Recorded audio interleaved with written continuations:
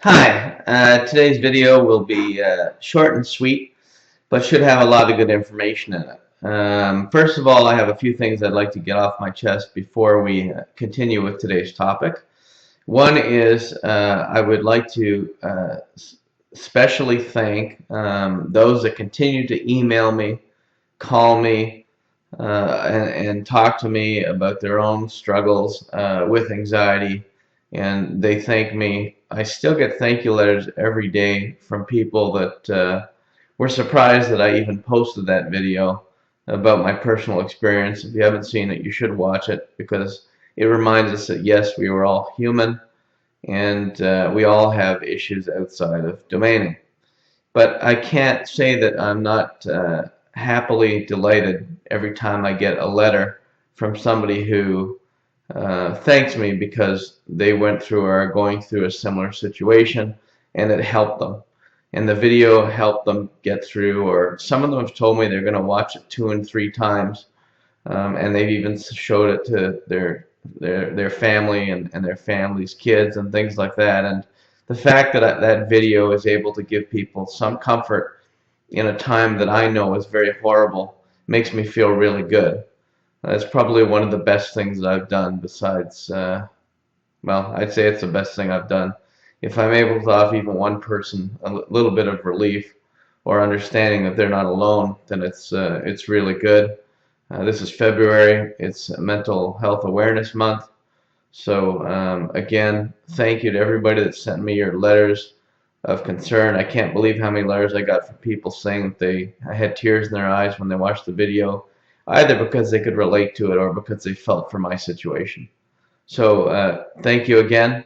We're all human, and let's get to other things.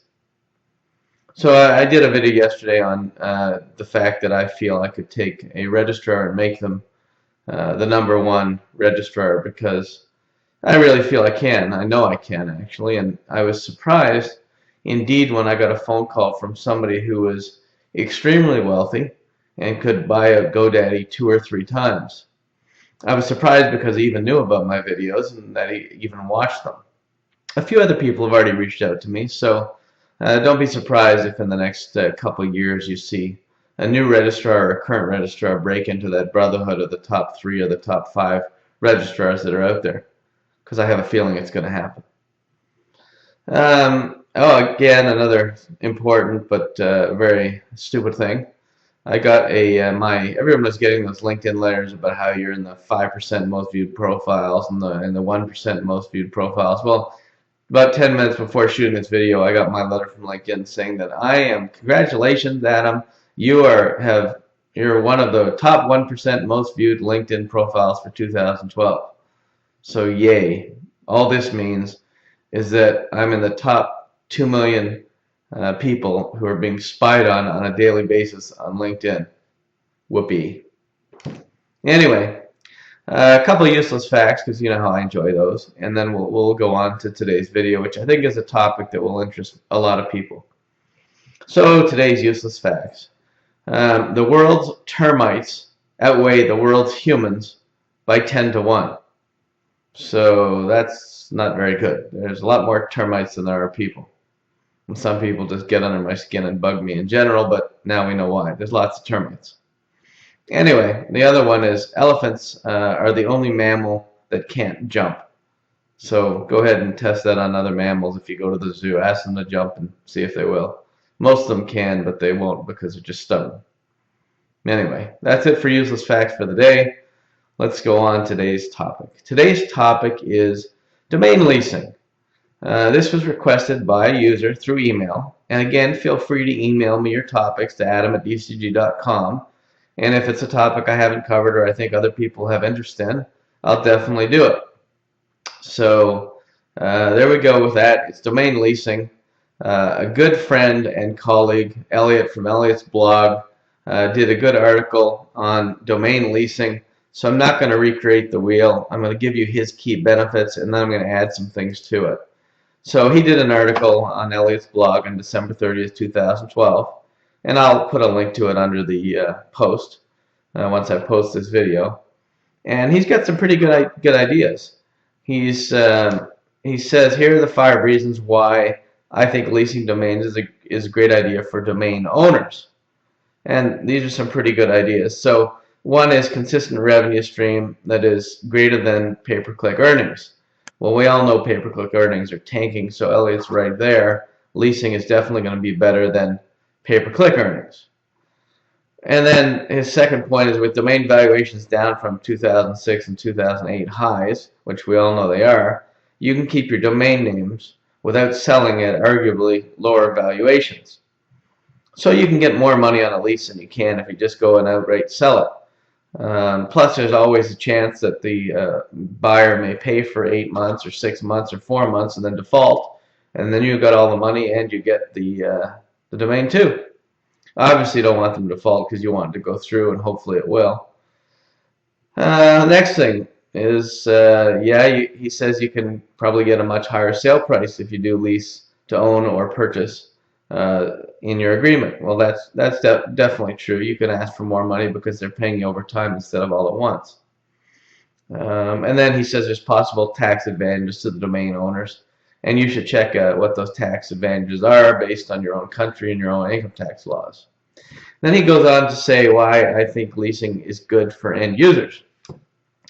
And he says they spend less money up front on the domain name, allowing funding to be spent on building the product or service and marketing it.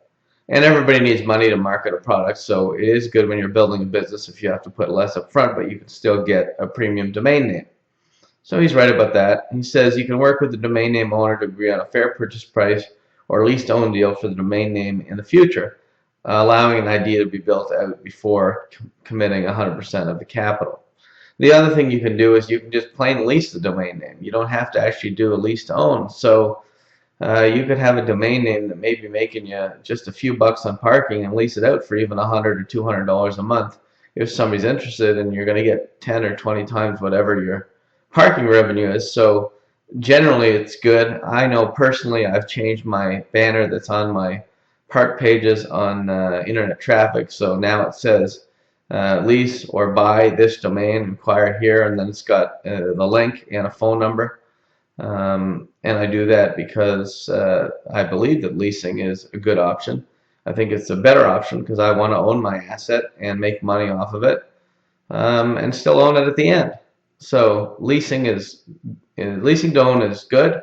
Lease and without the option to lease to sell is even better because then you're making money for as long as that goes, and they're actually building up your traffic, and they're helping you out overall. So I'll encourage you to read over the rest of his article, and there's 75 comments that are some I'm sure are good and some are valuable, and we'll go from there. So now let's say you decide to lease a domain name. So you can use a couple of different services. I believe Escrow.com offers a service where you can lease it to own, and you can pay over, I think it's 5 years and 11 months is their maximum term.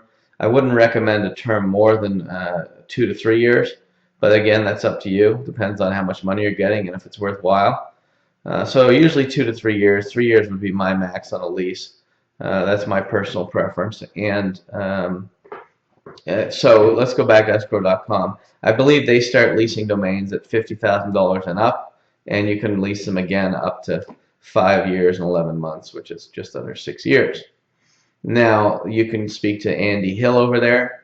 She is an amazing person. She will go whatever distance it takes to help you out. She may even, if you contact her, she may even work it out so you can do one for less than $50,000. But it has to be worth their while for them to get involved, obviously. Now, you can also work with another gentleman who is an outstanding professional. He's proven to be incredible in this industry.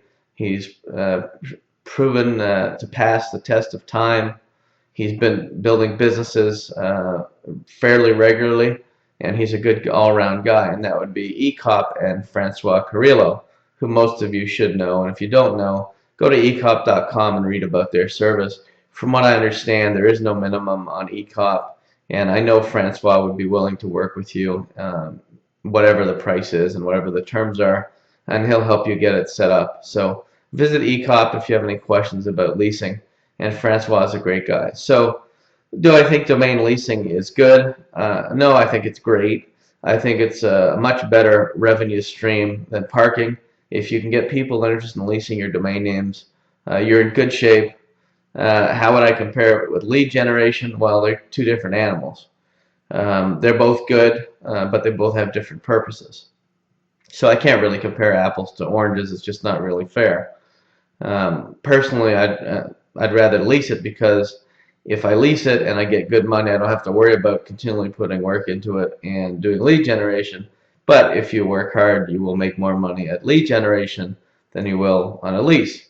But you may get some dumb domain like I've had recently that people have inquired on. Oh, this one isn't so dumb, cookingclasses.ca. Maybe they can't afford my asking price, but if I offer to lease it to them with the option to purchase it later, then maybe they will go ahead and buy it. So even if you get an offer and it's like a ridiculous lowball offer, send them an email back and say, look, if you can't afford the price of 20, 30, 50, 100,000, whatever it is you're asking for it, how about you lease it for 500 or 800 or 1,000 a month? And if you want to buy it at the end, the purchase price is, say, $30,000 at the end of 2 years. You've leased it for $1,000. You've put 24,000 in, and away you go. Ideally, you just want them to lease it and build up your content, your traffic, and your backlinks, and then give it back to you. Anyway, so that's quite a bit about leasing. I am going to also add at the end of this video, at the bottom, not at the end of the video because the video will be over. At the bottom of the video, I'm going to also add a sample lease agreement, domain lease agreement that you can use. You can download and you can adjust.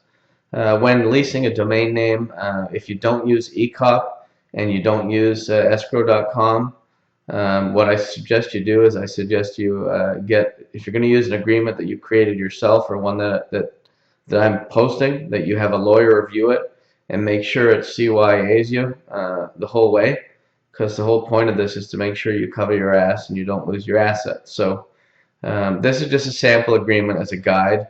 It's not a legal document, so don't take it as one, and make sure that you have, if you're going to have a good lease and you're not going to use ECOP or escrow, which is the easier of the two methods, go ahead and do that. But if it's a super large transaction and you're lucky enough to be able to lease a domain for much more, make sure you have one of the great domain attorneys that we all know out there.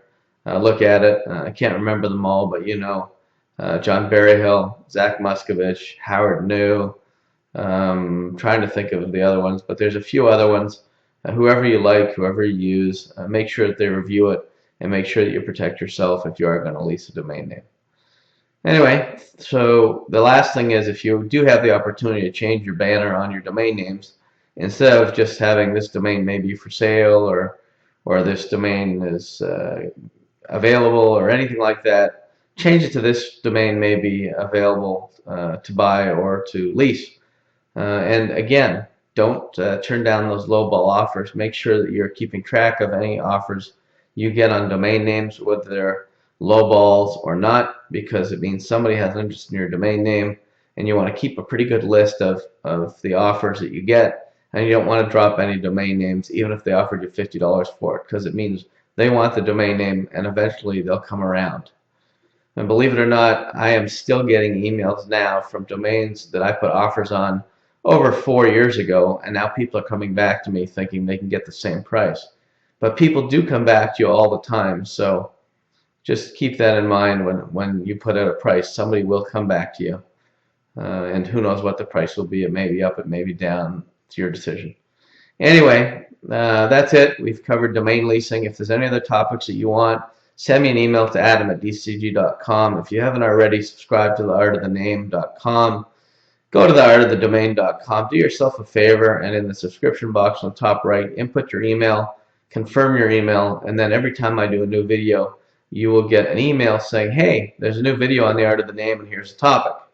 And then you can decide if it's worth your time to go and listen to it, or if it's not. And that's about it. So thank you very much. Again, you can reach me on Skype also at adam.dicker. And you have my email, you have my cell. I've given it out numerous times. And I hope you enjoyed this video, and I'm looking forward to doing the next one. Have a great day. Bye-bye.